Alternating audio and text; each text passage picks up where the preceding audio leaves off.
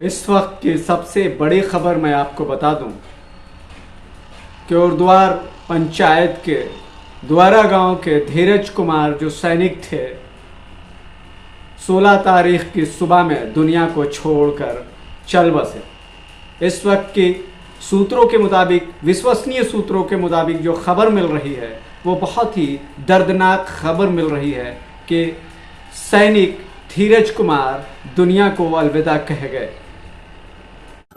गुज़िस्ता कई दिनों से हुसैनाबाद क्षेत्र के कई अखबारों में ये खबर आ रही थी कि धीरज कुमार शहीद हो गए हैं, परंतु उनको गोली लगी थी और वो इलाजरत थे और उधमपुर हॉस्पिटल में 16 तारीख को सुबह में उन्होंने अंतिम सांस ली।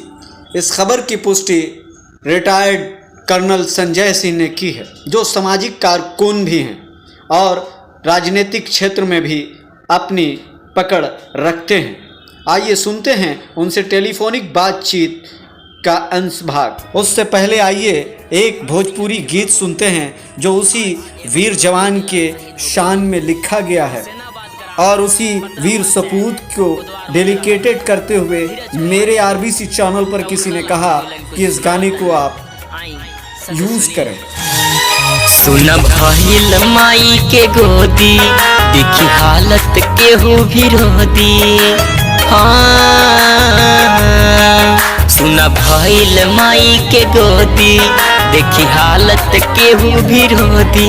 हमर भाई हमसे पल में अनजान हो गइल, हमर भाई हमसे पल में अनजान हो गइल।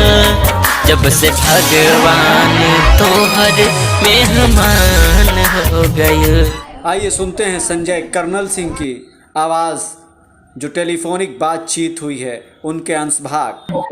उस संदर्भ में कहाँ तक सच्चाई है, उसको उसने कहाँ तक जांच पड़ताल की और किन अधिकारियों से बात की? जी देखिए, मैं आर्मी में रहने के चलते हमारे जितने भी परिचित के लोग हैं, जूनियर हैं, वो तो अभी कहीं ना कहीं आर्मी में सर्विंग है वो।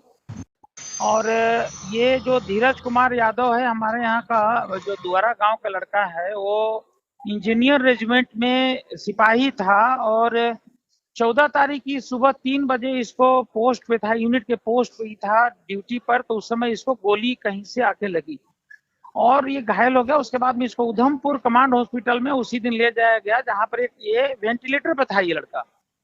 तो आर्मी के जो इनके कमांडिंग ऑफिसर थे, उन्होंने इनके पिताजी को संपर्क करके कहा कि आप आ जाओ, आपका बेटा से मिल लो। तो मिलने के लिए रास्ते में जा रहे थे। कल इनके पिताजी से बात हुई जब दिल्ली एयरपोर्ट थे, इनका फ्लाइट छूट गया था। तो फिर मैंने इनके यूनिट में बात किया, वहां पर यूनिट से पता चला कि ये लड़का एक्चुअली यस्टरडे मॉर्निंग, कल सुबह यानी 16 तारीख की सुबह में ये उधमपुर हॉस्पिटल में इसका लड़के का देहांत हो गया। वेंटिलेटर पे था, वहां देहांत हो गया। फिर उन लोग अभी उस देहांत के बाद में एक जो नॉर्मल जो लिखा पढ़ी डॉक्यूमेंटेशन वगैरह होता है वो कंप्लीट कर लिया गया है।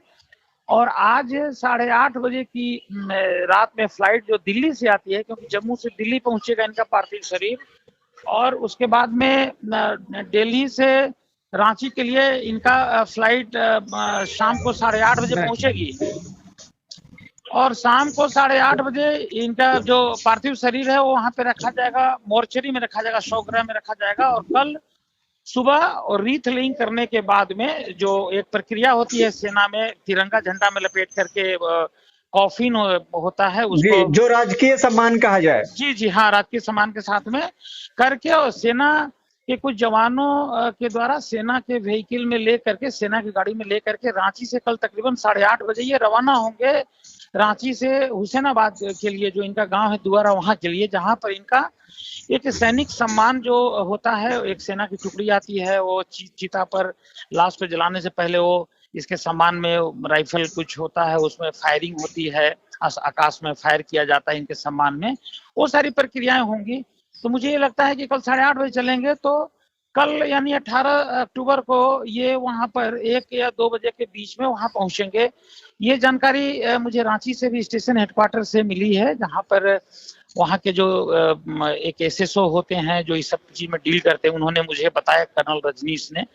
और बाकी इसकी यूनिट की जानकारी भी इनके यूनिट के पदाधिकारियों से मेरी बात हुई है, क्योंकि मैं मेरे इलाके का लड़का था जो आर्मी में नौकरी करते हुए अपना जान गंवाया है, शहीद हुआ है।